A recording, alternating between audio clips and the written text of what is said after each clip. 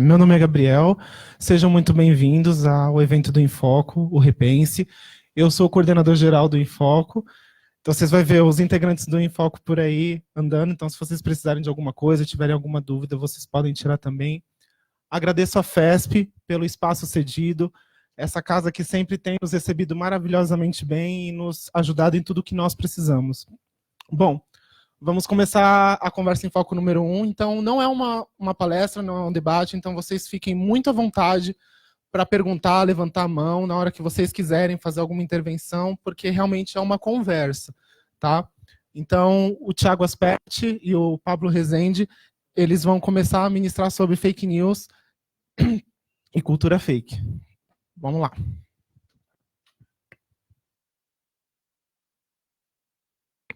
Alô, som, teste. O volume tá bom? Tá. Bom, gente, bom dia. O meu nome é... Deixa eu passar para cá para não atrapalhar o slide, né? O meu nome é Fake News, vou falar sobre Pablo Rezende. Não, tô nervoso. Meu nome é Pablo Rezende, vou falar sobre Fake News hoje. Eu me formei aqui na FESP em 2011. O meu trabalho de TCC foi sobre censura aos livros e bibliotecas nos regimes totalitários do século XX. E no ano passado eu fiz pós-graduação no SENAC, concluí, e o meu tema do TCC foi a educação como maneira de evitar a disseminação de fake news. Eu escolhi esses temas porque eu sempre achei que informação tem um potencial grande, um potencial, quando usado para o bem, pode ser muito poderoso, e quando usado para o mal, pode ser muito destrutivo também. E a gente tem visto, nos últimos anos, grandes estragos feitos por disseminação de notícias falsas, né?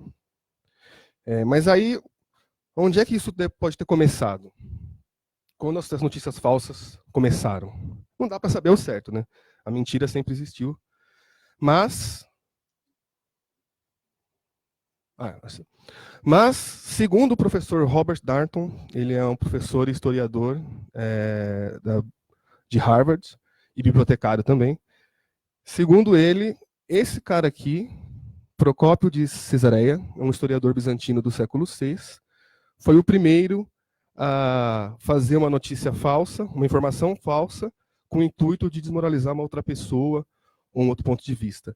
Ele fez um livro difamando o imperador Justiniano, que era o imperador do período onde na época ele estava vivo, mas esse livro foi descoberto só depois que ele estava morto. Mas foi a primeira vez que foi documentado, alguém encontrou alguma coisa, uma prova concreta de alguém tentando disseminar, difamar outra pessoa por meio de informação falsa.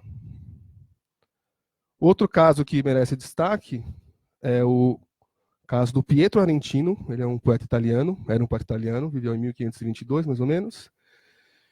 E ele era famoso por ser um cara que vendia seus serviços para quem pagasse mais. Ele era uma espécie de fabricador de notícia mentirosa na época. E no período que ele estava vivo, nessa data especificamente, havia uma eleição para pontífice. E o candidato preferido dele, e que pagou mais para ele, provavelmente, queria os serviços dele para difamar os outros candidatos. E aí ele fazia textos e versos satíricos e mentirosos e colocava em praça pública para todo mundo ver. Não sei se quem ganhou a eleição foi realmente o cara que patrocinou isso, mas foi um caso que também merece destaque. Um outro caso famoso seria dessa daqui, que é Maria Antonieta, rainha da época da Revolução Francesa, e supostamente a frase "se não tem pão, comam brioches" foi dita por ela, teria sido dita por ela. Ela não era uma rainha que tinha uma relação muito positiva, muito amigável com os súditos e com a população na época, e supostamente essa frase teria sido um estopim para que uma onda de ódio contra ela surgisse. Contribuiu para que uma onda de ódio contra ela surgisse. Mas essa frase, na verdade, teria sido dita por Maria Teresa da Espanha, uma rainha da Espanha, e tinha dito cerca de 100 anos, teria sido dita cerca de 100 anos antes da época da Maria Antonieta. Mas a frase ficou famosa porque o Rousseau era um filósofo famoso na época, e ele escreveu um livro onde mencionava essa frase, e atribuíram essa frase, sabe-se lá por quê, para Maria Antonieta. Bom, no final da Revolução Francesa, ela foi decapitada, né? E hoje em dia, né, como é que está essa disseminação de notícias falsas? O que elas têm causado? Eu vou mencionar alguns casos rápidos aqui que aconteceram recentemente, mais ou menos de 2014 para cá, foi quando começou a se popularizar isso. É o caso do Brexit, o projeto de saída da Inglaterra, do Reino Unido, da União Europeia. Ainda não foi concluído esse projeto, ainda estão decidindo se a Inglaterra sairia da União Europeia com acordo ou sem acordo. Mas esse ônibus aqui, com esses dizeres aqui, dizendo que seriam enviados 350 milhões, dizendo que são enviados 350 milhões de libras por semana para a União Europeia, foi divulgado na Inglaterra no período de eleição do Brexit, pelo Dominic Cummings e Boris Johnson. Boris Johnson, se não me engano, era prefeito de Londres na época, e Dominic Cummings era o diretor de propaganda do Brexit. Só que isso não é verdade. E isso foi responsável por mudar a cabeça das pessoas. Essa informação foi responsável por mudar a opinião das pessoas sobre o Brexit. Havia, sim, um valor que era enviado para a União Europeia semanalmente, mas era mais ou menos em torno de 150, 160 milhões. Só que esse valor retornava para a Inglaterra depois, em forma de subsídio para a agricultura, pequenos empresários, redução de impostos. Ou seja, na verdade, havia uma quantia que ia embora da Inglaterra, mas ela voltava para o país em torno de benefício. E depois que aconteceu a eleição do Brexit, muita gente, inclusive, até disse que teria mudado de ideia se soubesse que isso era uma notícia falsa. Boris Johnson atualmente é premier, exatamente. Donald Trump, que é muito famoso por ser um disseminador de fake news, tanto na época da eleição quanto hoje, e mesmo na vida dele. Durante a eleição, ele era muito famoso por quando ele era confrontado ou recebia alguma pergunta de algum jornalista e ele se sentia acuado, ele simplesmente dizia, that's fake news. Ele dizia, é fake news, é uma notícia mentirosa. Sendo que era só uma pergunta que ele tinha desgostado, na verdade. Distorcia muitos dados e estatísticas, e a mais famosa é quando ele começou a dizer que Obama e Hillary eram fundadores do Estado Islâmico. É um absurdo, mas muita gente... Eu não sei se as pessoas acreditaram, as pessoas se sentiam, de certa forma, entretidas pelo comportamento dele, mas o resultado é que ele acabou ganhando as eleições. Né? Aqui no Brasil, vou falar rapidamente, né? Nosso presidente, Jair Bolsonaro, utilizou muito do tal kit gay, a informação que o tal kit gay seria enviado para as escolas, mas o kit gay nunca foi descoberto, nunca existiu. Havia, assim, um livro que havia um projeto de ser enviado para algumas escolas, se não me engano até foi enviado para algumas bibliotecas públicas, mas era um livro sobre sexualidade para adolescentes, era um livro premiado na Europa, inclusive. E ele dizia que era um livro que ensinasse as crianças a terem relações sexuais, alguma coisa do tipo. É um absurdo, não era nada disso. E esse projeto, na verdade, nunca existiu. Né? E também ele recebeu muitos votos, ao que parece, devido a mensagens enviadas por WhatsApp com conteúdo falso sobre vários adversários dele. Não se sabe até hoje, porque agora as investigações estão paradas, porque ele tem foro privilegiado, né, agora ele é presidente, mas não se sabe se essas mensagens foram enviadas por uma equipe dele, pessoas que ele contratou, mas o que acontece é que ele foi beneficiado, mesmo que de forma indireta, por essas mensagens. Né? E isso pode ter mudado os rumos das eleições no Brasil. E aí a gente chega nessa outra palavrinha aqui, que é a pós-verdade, que é um pouco mais grave que notícias falsas, ou que é simples mentira. Pós-verdade é quando são os fatos objetivos têm menos importância do que crenças pessoais. Ou seja, quando uma informação já é provada cientificamente, mas aparece algum outro tipo de ideia tentando diminuir ou anular essa conclusão científica que havia antes. Por exemplo, hoje tem muita gente falando que vacina não funciona. Historicamente, cientificamente, já sabemos que vacina é responsável por diminuir e erradicar várias doenças no mundo. O Holocausto não existiu, tem muita gente negando o Holocausto hoje.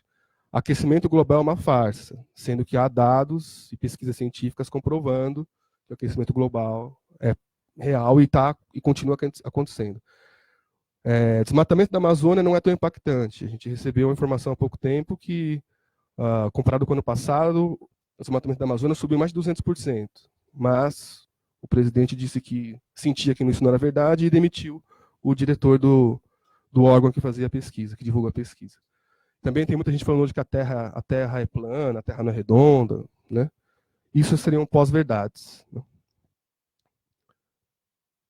E aí a gente chega onde a educação se relaciona, a educação e biblioteca se relacionam com notícias falsas. A gente viu, nesse período, esses últimos 2, 3 anos mais ou menos, de muita disseminação de fake news, surgiram muitos sites de checagem de notícias, e eu lembro que o TSE também falou que estava preparado para tentar barrar as influências de notícias falsas no período das eleições, mas, ao que parece, o resultado tem sido abaixo do esperado. As pessoas continuam espalhando notícias mentirosas por aí, principalmente por WhatsApp, Facebook, redes sociais, etc. E muitos profissionais da área de informação, área de comunicação, educação, comunicadores, dizem que, na verdade, tem que ser um esforço contínuo, um esforço conjunto de vários setores diferentes, e não só o setor jornalístico, o setor de comunicação, o setor de tecnologia. E que talvez a educação tenha um papel grande nisso. Na Finlândia, por exemplo, há um projeto que acontece nas escolas de educação regular, onde as crianças já aprendem, logo de pequenas, buscar informação de fontes confiáveis, checar fontes de informação, checar a autoria da informação, data da publicação, checar a foto, para ver se ela não tem alguma coisa adulterada, alguma imagem adulterada, né? Data de publicação dessa foto, porque a foto pode ser publicada no período anterior a que ela foi adicionada a informação falsa. Se tem erro de ortografia, porque geralmente notícia falsa, muitas notícias falsas têm erro de ortografia. E aí a gente pensa, pô, mas é na Europa isso, né? A Europa está muitos anos à frente de nós com educação. E a Finlândia é um país que é exemplo em educação. Mais ou menos, gente, porque, na verdade, desde 2007, o MEC já recomendava aula de letramento digital e oficina de checagem na época não de notícias, né, mas de informação digital de forma geral. Então, desde 2007, o MEC já percebeu que havia uma necessidade de acontecer isso. E a gente ainda não começou, não engatou isso aqui no Brasil. No entanto, alguns exemplos já começaram há um tempo atrás, aqui no Brasil mesmo, e parece que está dando certo. Em Ourinhos tem um professor chamado Estevão Zuffinini, que ele é um professor de ciências, e ele faz um laboratório de checagem de notícias com crianças, com ensino fundamental e Fundamental 2. Ele recebeu até um prêmio da revista Educação. E vou passar um videozinho, não vou passar inteiro porque ele é meio longo, de um projeto que acontece no Sesc Casablanca. Casablanca? É esse o nome? Acho que é isso. Sobre um projeto de checagem de notícias também, que é coordenada por uma professora. E ela não é uma professora de jornalismo ou de comunicação, assim como o professor Estevão, que eu disse anteriormente, ele é um professor de ciências. Ele não é um professor de comunicação ou tecnologia educacional, nem nada disso. Vicente, como é que faz para começar o vídeo?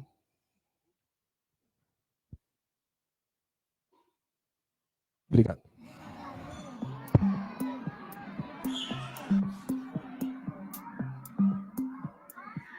Me mandaram o link dizendo que o Silvio Santos morreu, só que o Silvio Santos não tinha morrido. Me mandaram um link falando que tinha encontrado uma espécie de sereia, alguma coisa assim. Uma menina que morreu e que se a gente não repassasse o projeto corrente, ela ia nos matar. De fato, a menina havia morrido, mas isso que estava passando na mensagem era uma brincadeira de mau gosto, onde nós chamamos de fake news.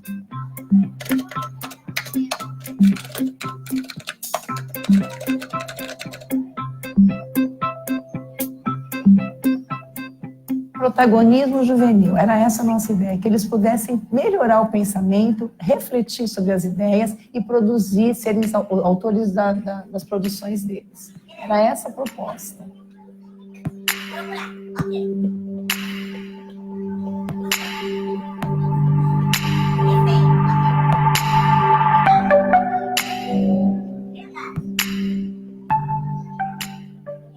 Nós, na verdade, fazemos análise de mídia.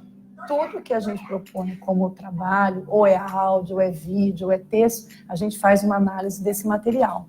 Sempre a gente procura materiais com relevância, sempre sites que sejam seguros. E aí, dentro disso tudo, a gente vai descobrindo que tem muita notícia que não é verídica, muitas questões que se fala uma coisa e é outra, não tem justificativa científica para aquilo, ou não tem verdade naquilo, então, eles vão descobrir.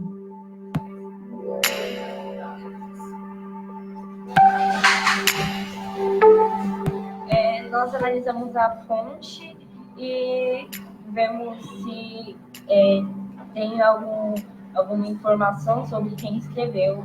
A gente pesquisa, né, procura saber na internet como que, se isso é verdade ou mentira, às vezes, né, porque às vezes a pessoa mente falando de uma coisa que tá bombando assim no mundo, a gente pode pesquisar e ver que é mentira ou se é verdade. Como é que esses profissionais têm que ser escolhidos? O que eles têm que ter para que eles sejam aceitos como profissionais que vão selecionar o que é uma coisa falsa do que é uma coisa verdadeira? E aí, o que acontece? Acontece que tem muito boato, muita fofoca, e a gente vai analisando e vai refletindo junto com eles. E até ofensa, preconceito, as nossas aulas não são sempre mar de rosas. Então, tem questões que aparecem, tem dilemas, muitos dilemas aparecem. A fake news, ela pode destruir, uma vida. Bom, gente, não vou passar inteiro porque ele é um pouco longo, mas é isso. Então, tem profissionais da área de educação, hoje em dia, que não são exatamente professores de comunicação ou de tecnologia educacional, que estão trabalhando com isso nas escolas, com as crianças. Na Finlândia, como eu disse anteriormente, onde começou esse tipo de projeto, a Finlândia hoje é o país que tem um índice que tem mais confiabilidade na sua imprensa, independente, inclusive. Então, os resultados são positivos. E aí, aonde que a gente entra, né? Bibliotecários, biblioteca.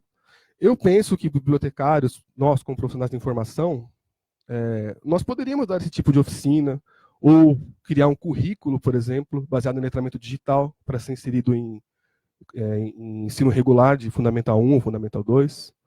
Eu acho que não há uma grande dificuldade em fazer esse tipo de projeto, porque as informações estão aí, de onde a gente pode procurar, quais são os tipos de informações que a gente tem que utilizar para checar notícias, para disseminar notícias. Eu trabalho numa escola de ensino fundamental, ensino médio, ensino regular, na verdade. Eu trabalho diretamente com o ensino fundamental 1. Eu faço uma oficina, uma espécie de um projetinho mais ou menos parecido com esse, só que um pouco mais focado em pesquisa, porque lá eles trabalham em um projeto no 5º ano, que é como se fosse uma espécie de mini TCC. Então, eles têm um trabalho de pesquisa para fazer. E aí eu faço mais ou menos uma oficina mais ou menos assim, nesses moldes, mostrando sempre qual que é o perigo de você compartilhar uma notícia falsa, por que a gente tem que checar se a informação é verdadeira, já que o trabalho deles é um trabalho que é um trabalho de pesquisa, que nos moldes de trabalho de pesquisa científica, né, que eles vão utilizar lá na frente, né, quando eles forem na universidade, eles já têm que se acostumando a utilizar esse tipo de informação agora, saber como fazer uma pesquisa, etc. Eu montei um site, na verdade, a minha coordenadora, a Mili, que é bibliotecária também, a gente montou um site com informações, onde eles poderiam encontrar as informações confiáveis. Eu fiz um print do celular aqui, não está aparecendo muito bem, mas eu posso dar um print depois e mandar por e-mail para quem quiser, que dá para ver melhor. A gente separa os assuntos que eles têm que pesquisar, como se fosse cada grupo tem um assunto para pesquisar. Então, cada um desses assuntos aqui no lado esquerdo é como se fosse um grupo que estivesse trabalhando. E aí, dentro desse link, isso aqui são links, tá? Ele vai encontrar fontes de informação confiáveis e de acordo com a linguagem de faixa etária deles, né? Eles são crianças que têm entre 10 e 11 anos, mais ou menos. Então, a gente se preocupa em colocar informações que eles possam entender. Então, a gente coloca, por exemplo, a revista Ciência Hoje das Crianças, é uma revista de ciências muito bacana. Esse site chamado Toda Matéria, que é um site de pesquisa escolar feito para crianças, que é muito bacana. A Britânica, aquele grupo Britânica, da Enciclopédia Britânica, tem esse Britânica Escola, que é um serviço muito bacana também, voltado para crianças de ensino regular também. E então é isso, gente. Esse aqui é meu e-mail. Quem quiser, eu posso passar as fontes da pesquisa depois. Se tiver alguma dúvida, eu posso mandar a apresentação também. Então eu bato nessa tecla de que nós, como profissionais de informação, temos condições, sim, de trabalhar para evitar a disseminação de notícias falsas, inclusive em colaboração com a educação, né? Ensino regular, e acho que é um nicho para a gente trabalhar. e que, pelo jeito, só tem a crescer, porque a tecnologia é uma ferramenta que cada dia está mais presente na vida das pessoas. Né? Então é isso. Obrigado.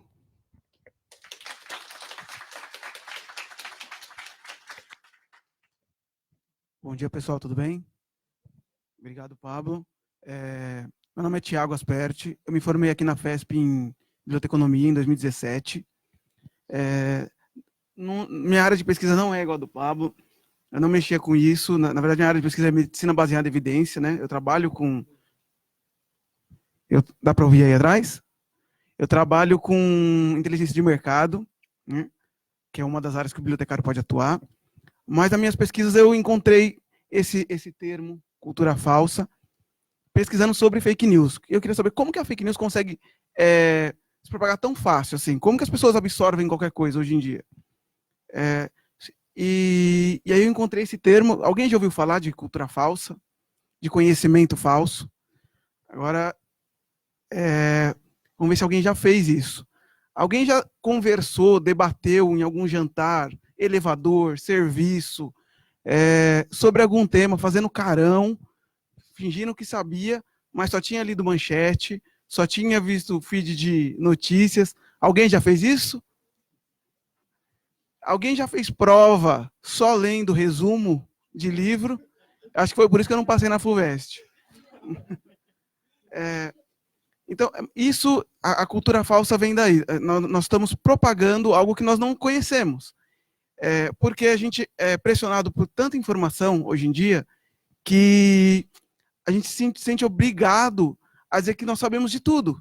Né? E não é necessário. Principalmente, acho que a maioria aqui eu não sei, a maioria acho que é bibliotecário, ou está se formando, profissional da informação. E acho que tem que vir da gente, começar da gente, a parar com isso. Então, obrigado. Só para começar, né, a cultura fake é isso. A gente, o nosso conhecimento, a gente deixa para um loop de dados que a gente recebe durante o dia, e isso deixa a gente participar, por exemplo, num jantar, conversar sobre Paulo Freire, sem ao menos ter lido. As duas pessoas não leram Paulo Freire e estão falando como se conhecessem, como fossem pesquisadores. E, na verdade, o que nós estamos fazendo é debatendo feeds de notícias. Né? Ninguém leu, ninguém sabe. Normalmente, quem já fez isso também, de falar assim, eu já ouvi falar, para não dizer que não sabe. Ninguém quer falar, não sei. Alguém aqui já assumiu que não sabia num assunto? Isso é raro. Eu estou fazendo uma pesquisa para isso, né, desse tema, e eu entrevistei 45 pessoas. Né? Deixa eu só pegar os dados aqui. Das 45 pessoas, 43 elas falaram que nunca fizeram isso, nunca assumiram que estavam erradas. Uma falou que já assumiu, e a outra fez cara de paisagem, sorriu e acenou. Ou seja, fez a mesma coisa. E hoje nunca foi tão fácil fingir que a gente sabe de alguma coisa. Né? É tanta coisa, é tanta... Deixa eu passar aqui. Hoje, o número de cliques, né, os algoritmos que decidem o que nós vamos absorver de informação. Eu peguei duas pesquisas. Né? Uma diz que 72% dos brasileiros usam o Facebook para se informar. É assustador esse... E não é, viu no Facebook e vai pesquisar em outro lugar. Não, só olha lá no Facebook e vai debater sobre o tema. E aí que acaba propagando, porque é cultura terra plana, essas coisas, porque as pessoas vão lendo algumas coisas, né, e viram um telefone sem fio, aquele velho telefone sem fio que a gente brincava quando era criança, vira isso, porque você absorve uma coisa que você não conhece direito e você se apropria daquela informação que não é um conhecimento e passa aquilo como se fosse um conhecimento, né, como se você tivesse absorvido aquela cultura que você não tem. Outra pesquisa, isso nos Estados Unidos, apontou que quase 6 em cada 10 americanos reconhecem que não fazem mais do que ler manchetes de jornais. A gente está falando dos Estados Unidos. Né? Só leem manchetes e acham que, tá bom, para que eu vou ler livro? Para que eu vou participar de palestra se eu posso ir lá no meu Twitter, passar o feed de notícias e saber de tudo que está acontecendo? Não preciso me aprofundar, porque hoje os debates tirando os debates que a gente traz para a faculdade, estão muito rasos, né? E isso acaba criando esse vácuo de conhecimento. Na minha pesquisa, né, os 45 pessoas que eu entrevistei, 29% dizem que leem a notícia completa. 9% se interessam pela pesquisa e vão atrás de outros artigos, outros livros que falam sobre a mesma coisa. E 62% falaram que só leem manchetes. É quase parecido com a pesquisa anterior. Eu sou ateu, eu não sei. Alguém aqui, eu preciso de algum ateu aqui.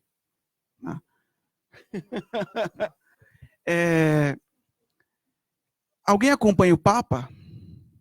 Algum ateu que acompanha o Papa? Eu posso afirmar que o Papa, eu não acompanho o Papa, mas eu posso afirmar que o Papa tem pensamentos progressistas? Quem acompanha ele pode afirmar isso? Pode, fica à vontade. Você acompanha notícias do Papa. Eu posso vir aqui e, por retweeters de pessoas da minha família, falar algumas ideias que o Papa tem, sem saber se é verdade. Né? Porque, às vezes, alguém pega alguns trechos de notícia do Papa e retuita. Né? Que ele tem é pós-moderno o nosso Papa, né? Ele tem o Twitter e tal. Então, eu consigo acompanhar ele com retweet. Eu não sigo ele, né? E consigo saber. E é mais ou menos isso a fake news. Eu trouxe até um vídeo. Eu queria saber se todo mundo viu aquela conversa do Danilo Gentili com o Marcelo Taz. Alguém não viu? Então eu vou passar depois para a gente, 2 minutinhos, para vocês entenderem como funciona a fake news. Bom, então é isso, né? Esse vácuo do conhecimento, só para a gente não se estender, esse vácuo do conhecimento cria espaço para agentes da desinformação publicarem fake news e a gente absorver. Pessoas que usam, eu não sei se é de má fé, ou se apenas eles não entenderam e repassam o que eles não entenderam, como se eles tivessem entendido, ou seja, eles têm cultura falsa deles, e a gente acaba absorvendo. Alguns casos que estão na mídia é o Olavo de Carvalho, aquele Caio Coppola, que parece que você está assistindo Harry Potter, porque ele fala um monte de coisa sem sentido, soltando magia lá, porque ele só lê um dicionário e começa a falar algumas coisas difíceis que não tem nexo, não fazem sentido. E para quem não tem conhecimento sobre aquilo, acaba falando, nossa, ele é muito inteligente. E na verdade, se você pegar alguns debates mais profundos, ele não consegue entrar sem ficar falando aquele monte de coisa. Né? Tem aquele outro Nando Moura também, né? E eles pegam o quê? Eles trazem guias, né? Aquele guia politicamente incorreto. Não sou contra aquilo e aquilo, mas aquilo não é informação primária. Aquilo são guias de dúvidas e tal, que você precisa ir atrás e se informar para saber se aquilo é verdade. E aí eles acabam cometendo anacronismo, eles distorcem algumas coisas, pegam trechos, e isso cria monstros como terra plana, como vacina que mata, porque as pessoas estão acreditando em qualquer coisa e não pesquisam, não se informam. Né? Vê, você consegue clicar aí rapidinho? Eu vou passar 2 minutinhos o vídeo, para vocês verem como que funciona uma pessoa que não... Quer saber o quanto você vai pagar no empréstimo com garantia de veículo da Creditas? Deixa eu te mostrar algumas coisas. Não é esse não, tá? Então, vamos falar de um assunto que eu gosto muito de debater com você, a gente até já falou disso. Só existe um brasileiro na lista dos 100 autores mais importantes nas universidades de língua inglesa. Estou falando dos Estados Unidos, Inglaterra, Austrália, Nova Zelândia. O nome dele é o educador Paulo Freire. E em 2018, você tuitou uma coisa que até hoje eu não entendi, que eu vou ler até para ficar claro, né? Para os que estão perguntando do enredo do meu novo filme, vai um spoiler. 2 garotos invocam a loura do banheiro. Ela aparece e causa mais estragos na escola do que o Paulo Freire. Você conhece o que o Paulo Freire fez? Em algumas coisas eu não gosto das pessoas que defendem o Paulo Freire. Ah, tá. Eu li algumas coisas do Paulo Freire e... Porque o Paulo Freire, Danilo, é um cara Ele me parece um engraçado. estelionatário falando. O Paulo Pega as Freire, cara, frases dele, não as faz ideias são sentido. muito parecidas com a que você falou lá do Cortiço, de Santo André. Ele acredita basicamente que a educação tem que ser feita pela vida das pessoas, que elas levam, e não uma educação falsa, uma educação... Esse é o método dele que é reconhecido no mundo inteiro, né? Na verdade, eu não gosto. Porque você pega as frases que o Paulo Freire fala, parece tipo, coisa estelionatária, não faz sentido. Eva viu a uva, parece alguém enrolando alguém, entendeu? Fala aí, sem que não seja a Eva viu a uva. Eu posso pegar agora no Google, porque como eu não gosto, eu nem memorizo. O que me preocupa, por exemplo, o presidente Jair Bolsonaro quer confiscar do Paulo Freire o título de patrono da educação brasileira. Não é perigoso a gente, alguém que quer reescrever a história de uma hora para outra, assim, sem conhecer? Eu acho que sim, e eu acho que tem que analisar, ele realmente é o patrono Ele é. Então, tá bom, eu não conheço É um coisa de educação. título que foi dado a ele, né? Então, acho que deu para ter noção o que é essa cara também. Eu faço de espanto quando eu vejo isso, porque é mais ou menos aí. E tem muita gente, o Danilo Gentili tem um alcance enorme, e muita gente acaba acreditando e propagando isso, né, que o Paulo Freire é isso ou aquilo, e sem conhecer, sem saber, sem ler. Tem o outro que é famoso também, que é o marxismo cultural, que criaram, que, eu vou falar para vocês, eu li Marcuse, eu li o Gramsci e nunca vi nada daquilo. Procurei tudo aquilo que eles falaram, não encontrei. Eu devo estar lendo errado, não é possível. Mas é isso, gente. Eu queria só trazer para aqui para a gente pensar, em cima do que o Pablo falou também, como que nós, profissionais da informação, podemos agir, né? E a nossa ideia aqui no Repense é repensar isso e depois fazer um documento, criar e levar para frente ações que bibliotecários, jornalistas, professores podem fazer juntos para acabar com isso. Acabar, eu acho que é meio utópico, mas diminuir isso, porque é grave e isso... hoje a gente vê pessoas na universidade que não sabem criar nada, não tem senso crítico, né? Às vezes nem está prestando atenção no professor, está mexendo no celular, né, vendo o Twitter, que é mais importante que o professor está ensinando, e não absorve aquilo e não consegue criar. Você vê, hoje as faculdades estão tirando TCCs porque, ou acabando com as bancas, porque os alunos não conseguem criar, não tem mais senso crítico. E isso vem problema na escola. É muito legal isso que o Pablo mostrou da escola. Na pesquisa eu vi um colégio também que faz esse tipo, que coloca as crianças para ler João e Maria e escrever sobre o que eles entenderam. Isso já vai criando um senso crítico na criança, né?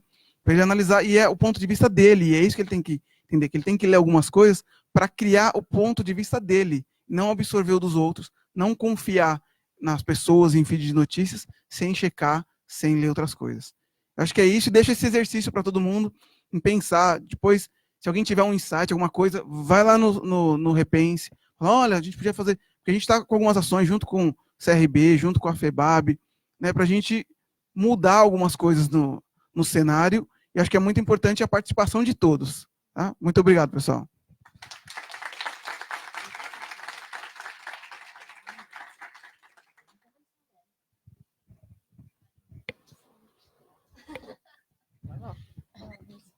Alô?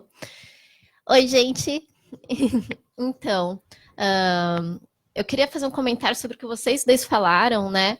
Porque eu imagino que a maioria veja Netflix, esse tipo de coisa, e lá tem 2 documentários muito interessantes. Um se chama sobre privacidade hackeada, que acabou de sair, como as empresas usam nossos dados nas redes para influenciar não só nas compras, mas nas relações políticas, certo? E o outro é o Terra Plana. E por que eu quero comentar sobre isso, né? Porque a gente sempre fala de Terra Plana e a gente dá risada dessas pessoas, né? Tipo, quem acredita na Terra Plana? Esse documentário foi a fundo pesquisar quem são essas pessoas. E quando eu vi, eu fiquei muito triste, porque eu percebo que é uma falha nossa, como bibliotecários, como profissionais da educação, da comunicação. Porque, em geral, essas pessoas que buscam essas teorias mirabolantes e tudo mais, são pessoas separadas, assim, que não tiveram uma grande oportunidade de irem mais a fundo com outras formações, com a ciência, com a educação, e elas não se sentem representadas. e por se sentir, ter tanta essa dificuldade de compreender, eles criam, então, suas próprias suposições. Eu acho que nosso papel não é rir dessas pessoas, né? Não é fazer piada. É justamente sentar e tentar conversar e tornar a educação mais acessível, principalmente a pesquisa e a ciência, porque eu imagino que todo mundo já passa por esse momento de quando a gente faz um trabalho científico, né? Eu, por exemplo, quando eu fiz os meus artigos, eu apresentava para os meus pais, minha mãe falava assim, nossa, Andressa, parece muito importante, porque eu não entendo nada, né? Mas isso é triste, porque a gente devia produzir ciência para todo mundo, não devia produzir ciência para um pedacinho de gente. Então é óbvio que as pessoas não se sentem representadas, é óbvio que elas não compreendem, é óbvio que elas falem assim, isso é fake news, né? Porque passou de ser realmente a notícia falsa para tudo que eu não acredito virou fake news agora, né? E também tem a ver com isso. Então, quando as pessoas pegam pedaços, ou tem assim, eu não gosto disso, porque às vezes ela não senta e ela não quer também sentar. Parece muito longe, parece muito a par dele, parece que ele não vai compreender. E nós nos sentimos assim, né? Eu não quero me meter num assunto que eu não entenda, que eu não compreenda, então eu rejeito ele. E todo mundo, nós como bibliotecários, temos que fazer isso, temos que fazer o nosso papel. Às vezes é sentar, pegar na mãozinha e explicar da maneira mais didática. E o que você faz nas escolas é sensacional. Porque a gente trabalha muito lá fora, quando se pesquisa esse termo letramento digital, letramento informacional, é o que realmente está precisando agora, garantir as competências das pessoas de buscar informação e utilizar elas com o pensamento crítico. E nós não temos isso, mas nós precisamos. Senão a gente acaba fazendo coisas como acontecem hoje em dia, né? Infelizmente, decisões erradas são tomadas e nós não conseguimos controlar isso porque a gente segregou a informação a um grupo seleto de pessoas e não o grande povo, que é o que nós precisamos. É isso. Muito obrigada pela palestra, pela conversa. Obrigado. Obrigado. Eu posso fazer um comentário sobre a fala da Andressa? Eu vi o do Terra Plana, eu não vi esse outro que você falou, mas eu vi o da Terra Plana. E realmente tem um ponto no filme que eles tocam nesse assunto, que uma parcela da culpa disso que está acontecendo é uma certa arrogância da ciência e não ter democratizado e tornado mais viável a informação científica para as pessoas. E eu acredito nisso também. Eu acho que o processo de pesquisa e o processo de pensamento crítico, tem que ser uma coisa muito mais presente na vida das pessoas e desde criança. Porque elas têm que perceber que isso é uma coisa que vai desenvolvê-las como ser humano, inclusive. Elas vão ser melhores pessoas no futuro. Elas vão saber identificar o que é bom, o que é ruim, né? O que é falso, o que é verdadeiro. As implicações que tem de você colocar uma coisa, uma inverdade, ou você falar uma informação que pode gerar desinformação, e o quanto isso pode acarretar na vida das pessoas. O Thiago comentou uma coisa sobre o Caio Coppola, eu vou fazer um comentário rápido também sobre uma coisa que eu vi sobre o Caio Coppola. Esse cara é um perigo, porque a voz dele alcança muita gente. Ele é um comentarista da Jovem Pan. E ele alcança... Quantas pessoas não ouvem a Jovem Pan, gente? No rádio, indo para o trabalho. É uma rádio muito antiga, muito consolidada já. E eu vi uma vez ele estava tendo uma discussão com o cara que apresenta o programa, que é o Edgar Piccoli, e era sobre aquela questão dos vazamentos da Intercept, do caso do Sérgio Moro e do Deltan, eu não sei nem falando do cara, Detran, enfim. E aí eu lembro que o Caio Coppola falava assim, essa Intercept é um site panfletário, esse cara não tem credibilidade. Pô, gente, o dono do site é o Glenn Greenwald, o cara recebeu o prêmio Pulitzer de jornalismo internacional. O trabalho do cara é muito conceituado. Aí ele falou assim, quem é o Caio Coppola, né? E quem é o Caio Coppola? Um menino, um rapaz, um youtuber que ganhou aquela... Nem formado. Ganhou uma vaga lá, mas ele é um youtuber. E aí ele estava colocando em xeque a credibilidade do Glenn Greenwald, do site Intercept. Vocês pensam que um cara como o Glenn Greenwald iria se sujar a biografia dele, colocando informação falsa com esse impacto no site dele? É muito difícil isso acontecer. E aí ele falava assim, por que o Glenn Greenwald não entregou esse material para a Polícia Federal para poder fazer a perícia, né? E aí o Edgar falava, mas os caras responderam que, na verdade, é muito fácil para poder verificar a credibilidade desse material. É só o Moro e o Detran, entregar os celulares dele para a Polícia Federal e eles vão fazer lá uma comparação. É muito mais rápido do que fazer uma perícia técnica. Por que eles não fazem isso? Aí acho que ele ficou sem resposta, aí ele falou assim, então por que o Intercept não entrega, o Glenn Greenwald do Intercept não abre os dados bancários dele para poder comparar com o material que o Pavão Misterioso revelou?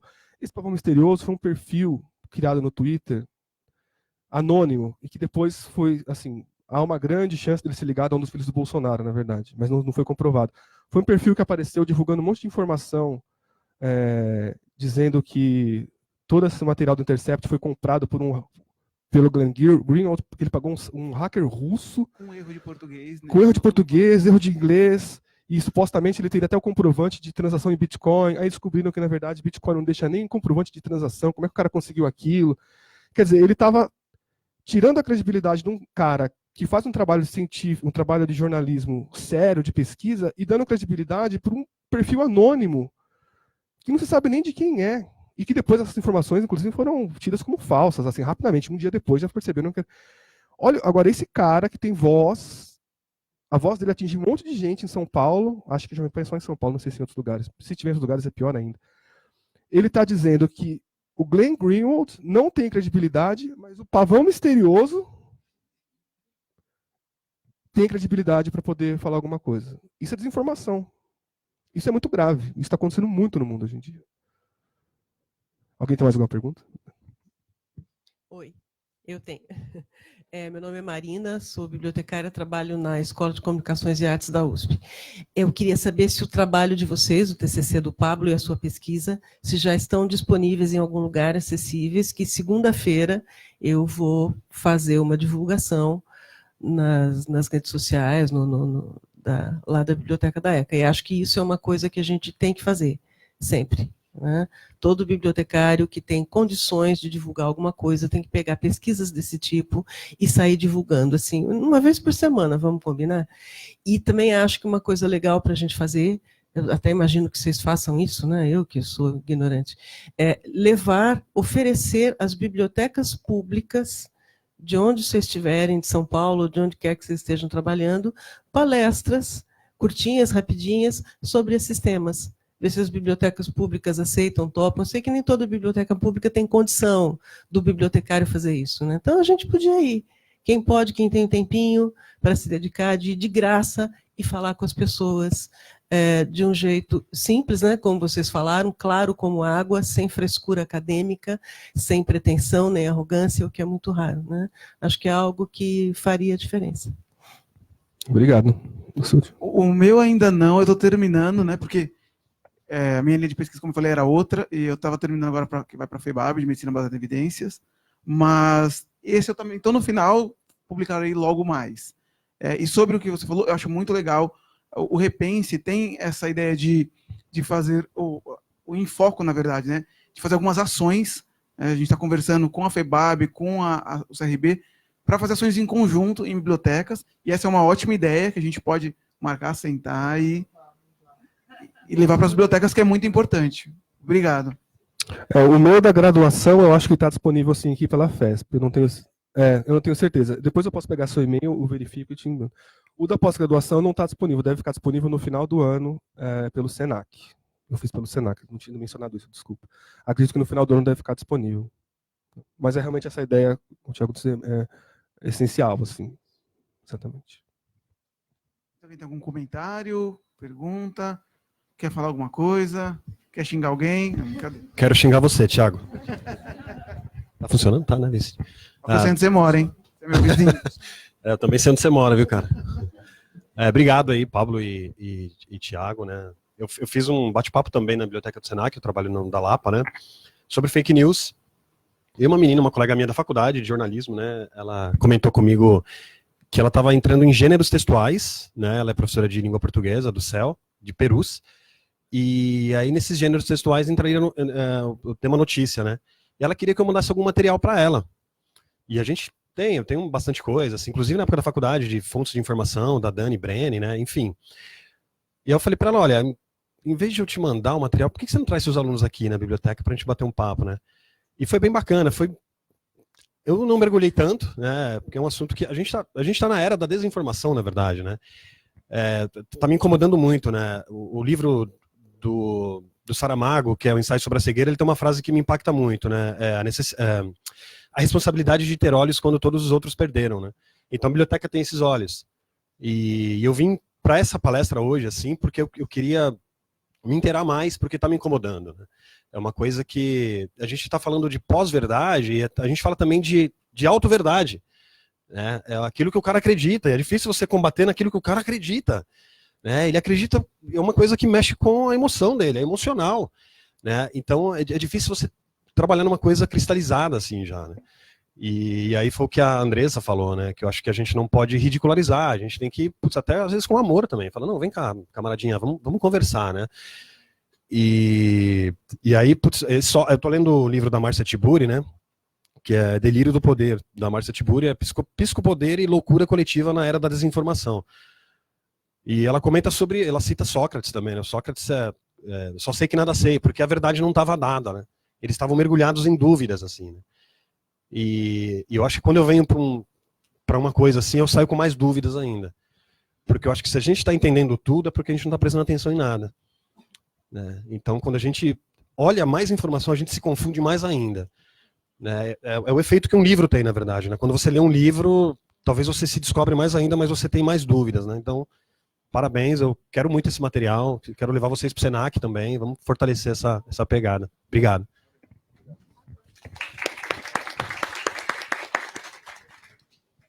Oi, meu nome é Mariana. Eu queria, na verdade, eu não sei nem se é uma pergunta, porque eu não sei se tem uma resposta, né? Mas eu acho que realmente o foco do combate à fake news é educação, é falar com as pessoas. Como, inclusive, agora na época das eleições, eu vi grupos de universitários indo às ruas, conversar com as pessoas, enfim. Porém, eu fico no embate, assim, pessoal, porque eu vejo que a gente vê uma notícia falsa, uma coisa absurda, a gente vê uma fala absurda e a gente propaga essa fala, assim, nossa, olha que absurdo tal pessoa falou. Claramente isso é falso. Ou meios de informação, assim, mais voltados, digamos, para a esquerda, como a Carta Capital, por exemplo, vive noticiando coisas que falaram, assim, coisas absurdas, e eu vejo que isso acaba gerando mais, sei lá, retweets, mais likes, mais notoriedade, e acaba tendo o efeito inverso, em vez de tirar a credibilidade, dar mais notoriedade a isso. Eu não sei se é exatamente assim, mas eu tenho a impressão que às vezes acontece isso. E eu queria saber o que vocês acham sobre isso, assim, se não, porque também não dá pra gente ver um absurdo e não falar nada, né, assim, eu acho um pequeno embate, não sei o que vocês acham. Eu não sei se é a solução também, né, mas eu acho que, sim, nós temos que mostrar o que está de errado, só que foi o que o Giba falou, a gente precisa chamar para conversar, porque tem pessoas que tá tão dentro dela aquilo, né? Ela acredita tanto naquilo que quantas pessoas, quem não brigou aqui nas eleições? Quem não perdeu amigo aqui nas eleições? Porque a gente tenta conversar e tem pessoas que não querem, não adianta. Tem uma frase, eu acho legal, do aquele historiador, como é o nome dele, que tem um cabelo igual ao meu, o Karnal. Ele é o cabelo igual ao meu, mesmo penteado. Ele fala assim que tem momentos que não adianta bater tambor para maluco dançar. Então, não adianta. Você pode mostrar, você pode conversar, que não vão escutar você. Esses aí, infelizmente, eu não sei se tem como a gente, né, tem que esperar passar um pouco o amor ou o ódio dele e tentar mostrar com um pouquinho de informação. Olha, lê isso aqui, não tenta impor a sua ideia, não tenta, lê isso aqui, para tentar quebrar isso. Só que eu acho que a gente só consegue chegar mais longe com as crianças, trabalhando nas bibliotecas, para que isso não aconteça mais para frente. Para que isso não se torne... A gente está numa bola de neve já enorme e fica difícil entrar nela. E eu vejo isso. Só que eu também, como você, não acho que a gente pode parar de publicar as coisas, porque senão... Né, tem outra frase que eu não sei de quem que é a frase, eu vi essa semana, que só tem tanto idiota hoje, idiota nesse sentido, né, porque a gente está deixando eles falarem à vontade sem falar nada, né? E idiota não no pejorativo, idiota tipo de ignorância de publicar qualquer coisa. Então foi isso que acho que foi o Pondé mesmo que falou. Que a gente está deixando isso, então a gente vai... Não, tudo bem, deixa, não vou me estressar, não vamos conversar. E se a gente tem que começar na nossa família, nos nossos amigos, a tentar colocar, né, uma luz na escuridão que está a cabeça de todo mundo. Não é impor a sua verdade, as suas ideias, mas criar caminhos para que ele busque a dele. Acho que tá desligado, agora ligado. A minha visão também é um pouco parecida com a do Thiago, em resposta ao que a Mariana estava falando. Realmente, quando a gente parece que...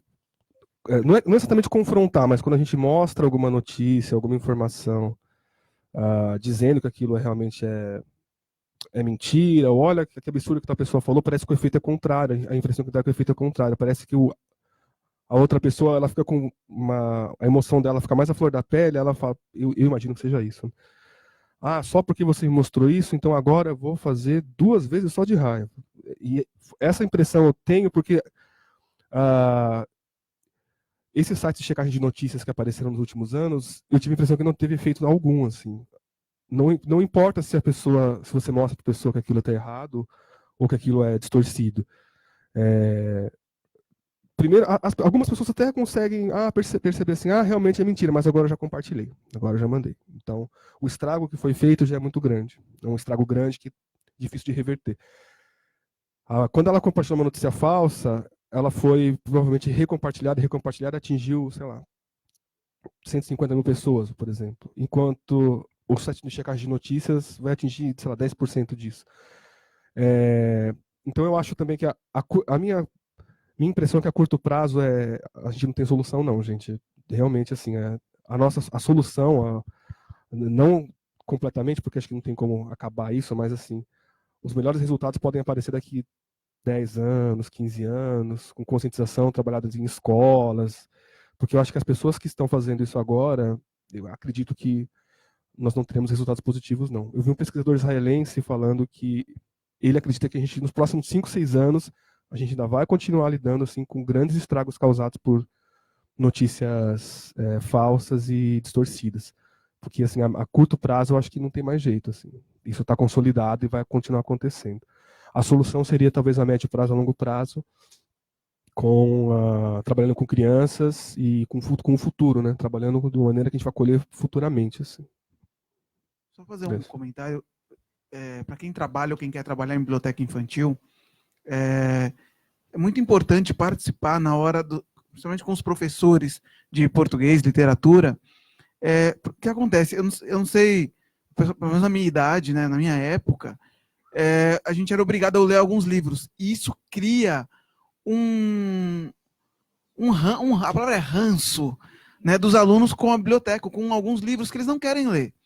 Então, lá eu moro em Osasco, né, eu trabalhei um tempo na biblioteca da Fito, e lá a gente fez esse trabalho de deixar as crianças escolherem os livros. É muito legal, porque eles escolhem e eles escrevem sobre o que eles estão lendo ali. Você colocar uma criança de 12 anos, que é criança ainda, para ler Machado de Assis, às vezes eles não estão preparados. Né? E aí ele vai chegar com 25 anos, vai fazer que nem o Danilo Gentili aqui, vai falar assim, eu não gosto do Machado de Assis, ele parece um louco. É porque ele não leu no momento certo ou não estava preparado. Então é muito importante que nós, quanto profissionais da informação, que bata o pé, converse com os professores, com a direção, que isso não está certo. Vamos repensar o modo de introduzir as crianças à biblioteca e à literatura. Oi, bom dia. Eu sou o Marcos, sou professor, hoje trabalho com formação de professores numa universidade pública federal aqui em São Paulo, e faço algumas parcerias com a biblioteca do campus, que é o lugar, eu estava até comentando aqui, eu acho que é o lugar mais agradável do campus é a biblioteca, é aquela que produz atividades culturais, artísticas, culturais, enfim, debates, né? E tenho sentido com os alunos e alunas, porque serão professores e professores da educação básica que vão lidar com as crianças, né? Então, a formação inicial ela ganha essa centralidade, essa importância, penso eu, né? Mas muitos alunos, nesse momento nós estamos, isso se reflete também na universidade, evidentemente, né? Os textos, muitos são construídos com frases que se explicam por si só, e a ciência requer um pouco mais de reflexão, referenciamento, enfim, né? Mas acho que às vezes a ciência também é um pouco elitista, nesse sentido de ficar distante do conhecimento mais comum, né? Mas sobre esse debate que vocês trouxeram, que ele é central hoje para a sociedade nossa aqui, eu queria perguntar, eu tenho uma dúvida, o que vocês acham, a diferenciação entre um fake news e a versão que os órgãos de divulgação, né, seja a imprensa, escrita, falada, internet, etc., dão para os fatos. Vou pegar um exemplo típico. A reforma da Previdência foi aprovada na Câmara Federal, que vai para o Senado. O argumento principal que os defensores da reforma da Previdência dão é de que é um rombo da Previdência nesse país. Isso não é verdade. Legalmente não é verdade. Não é porque um economista tem uma visão, o outro tem outra visão. Do ponto de vista da Constituição, o que está escrito na Constituição sobre a Previdência nos diz e nos apresenta um fato de que não há um rombo na Previdência. E foi com esse argumento principal que o governo federal, enfim, os seus aliados aprovaram a reforma, né? Isso não é necessariamente um fake news, não sei. Queria que vocês falassem um pouquinho, porque a imprensa dá ela tem um lado da história, ela dá a sua versão sobre os fatos. Isso é um fake news, do ponto de vista desse debate que vocês estão apresentando? Olha, eu acho que essa questão específica da reforma da Previdência foi um pouco de má fé, assim, de setores, porque realmente na Constituição mostra de como os impostos são recolhidos, eles são distribuídos depois, e se a gente fizer de acordo com a Constituição, não tem rombo nenhum, realmente. Eu vi esses estudos, tanto que eu fiz uma CPI alguns anos atrás que dizia que não tinha rombo, mas se a conta for feita de uma outra maneira, que é a maneira que ilustra como o governo faz os gastos, pode ser que tenha realmente um certo rombo. Mas eles estão fazendo os gastos de uma maneira legal, então. Estão dividindo a arrecadação de impostos e como elas são gastos depois de uma maneira legal. A única maneira que explicaria isso. Mas eu acredito que isso tem a ver com os interesses que estão por trás, né, de quem está manipulando a informação. Nesse caso da reforma da Previdência, por exemplo, acredito que os bancos vão se beneficiar muito, né, vendendo previdência privada, etc. Então, eu acredito que isso vai muito do interesse de quem detém a informação. Eu acho que nesse caso entraria um pouco mais para o lado da pós-verdade, assim, porque existe um fato, né? Existe uma informação que é consolidada, mas algumas pessoas resolvem dar uma distorcida aqui e ali para que aquela informação fique de acordo com o que elas pensam, com o que elas querem vender. E a impressão que eu tive nesse caso da reforma da Previdência foi essa. Assim. Foi isso que aconteceu, e as pessoas acabaram comprando. E tem muitos casos que a gente pode citar como exemplo também, até o Donald Trump, por exemplo, até coisas do dia a dia, por exemplo. Eu vi falar que eu li isso, na verdade. Ele é tão obcecado pela mídia e pela cobertura que ele recebe da mídia, que ele mandou dizer que a recepção que ele recebeu na Casa Branca, no dia que ele assumiu o posto de presidente, teve uma foto daquela recepção e era claramente, assim, estava mais vazia essa festa de recepção do que na época do que da recepção do Obama. E ele ficou muito incomodado com isso. E aí ele mandou dizer que a recepção dele estava mais cheia que a do Obama. E as pessoas viam pela foto que era mentira. E aí ele falava, não, mandou o pessoal de comunicação oficial dizer, é um efeito que acontece por causa do piso, era alguma coisa desse tipo. Quer dizer, a informação está lá, o fato está lá, visível, né? Mas a pessoa resolve dar uma distorcida, justificar com alguma explicação esdrúxula, para poder colocar aquela informação de acordo com o que ela pensa, com o que ela acredita, e vender aquilo de uma maneira. Eu acho que isso fica mais da pós-verdade, assim, nesse sentido. É uma distorção mesmo, eu concordo com você. E tem no livro O Quarto Poder, do Paulo Henrique Amorim, que faleceu agora, tem uma passagem muito interessante, que ele fala de uma conversa com o dono da Globo, que ele fala assim, é exatamente assim, não quero preto e pobre no Jornal Nacional, isso em 1989. Não quero preto e pobre no Jornal Nacional, porque a Globo é o que é, mais pelo que não deu do que deu. Então, ele deixa claro nessa frase que, eu acho que não é fake news, é uma distorção ou ele está escondendo uma parte eu não sei se, acho que entra mais na pós-verdade, por isso. Né? É uma manipulação da informação. Né? Acho que entra mais nesse sentido. Eles estão vendendo o peixe deles. Também acho errado, mas né, estão fazendo a parte deles, cabe a quem está ouvindo, o receptor, ir atrás e se informar e falar assim. Por isso que eu acho que é muito interessante você ler a Carta Capital e você ler a Veja. Né? Tem que ter estômago, mas para você poder saber tudo o que está acontecendo. Tudo comunista, né? Agora é tudo comunista.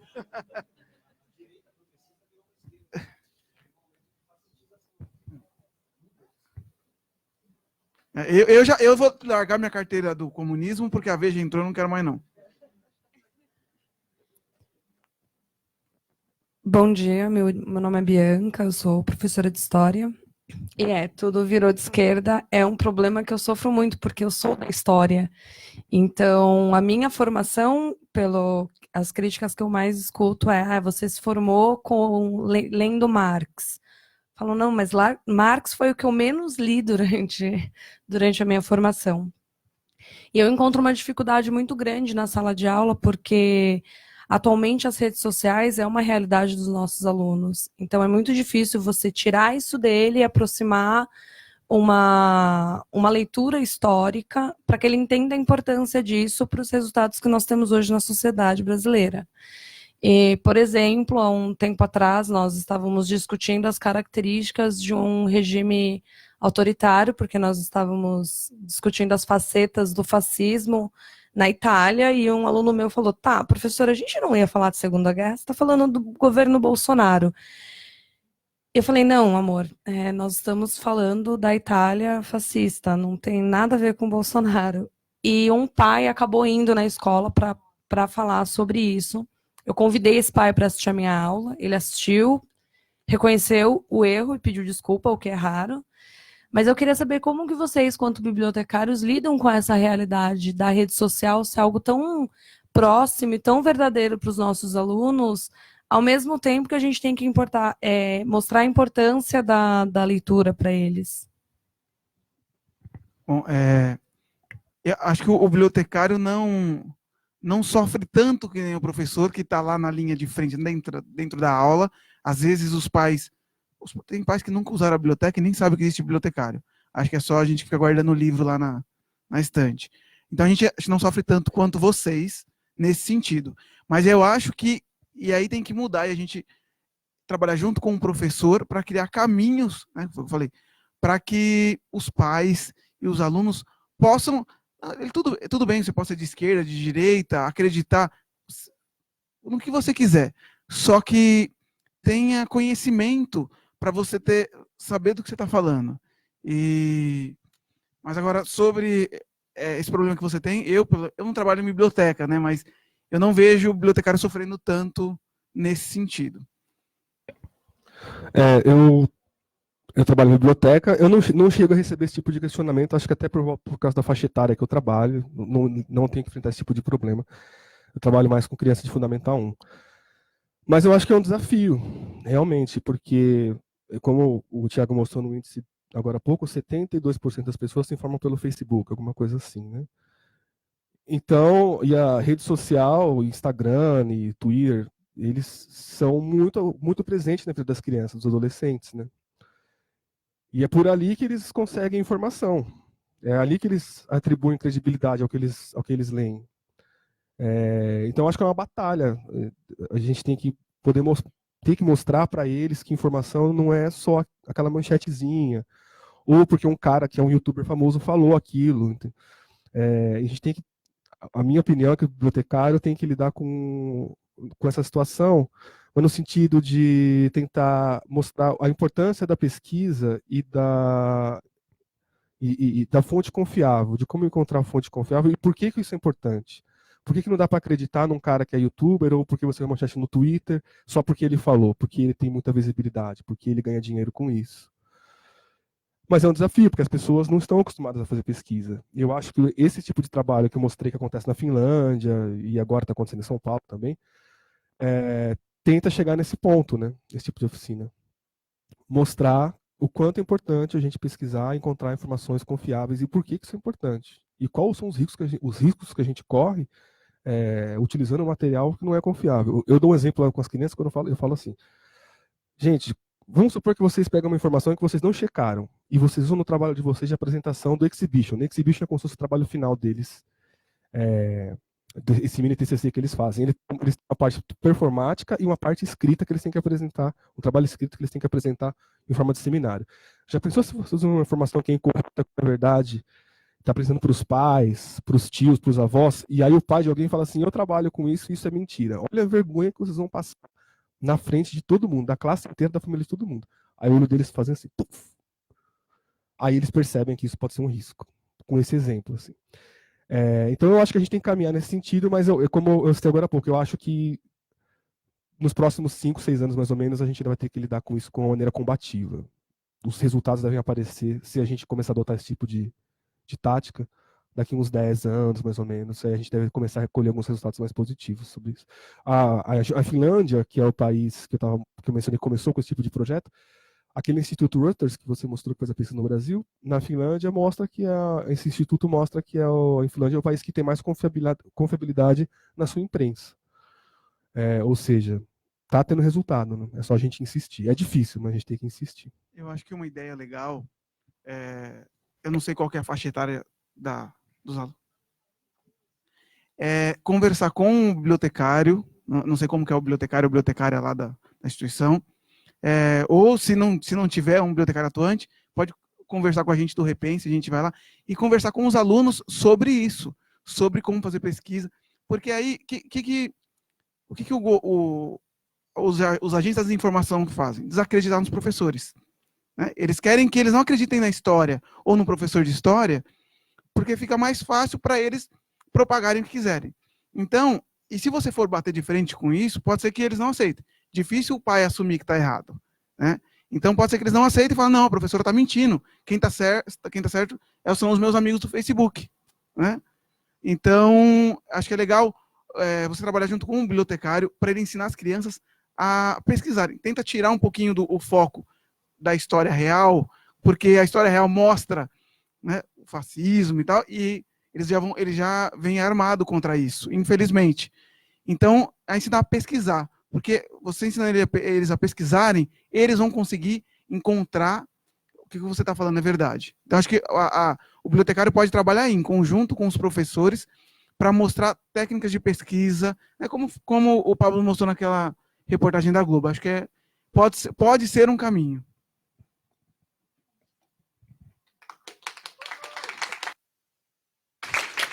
Obrigado, gente, pela excelente palestra. Pessoal, a gente vai dar uma pausa de 5 minutos para começar a próxima conversa. A lista está lá fora. Quem não assinou, peço por gentileza assinar para a gente poder enviar os certificados para vocês. Se alguém tiver interesse, nós também podemos mandar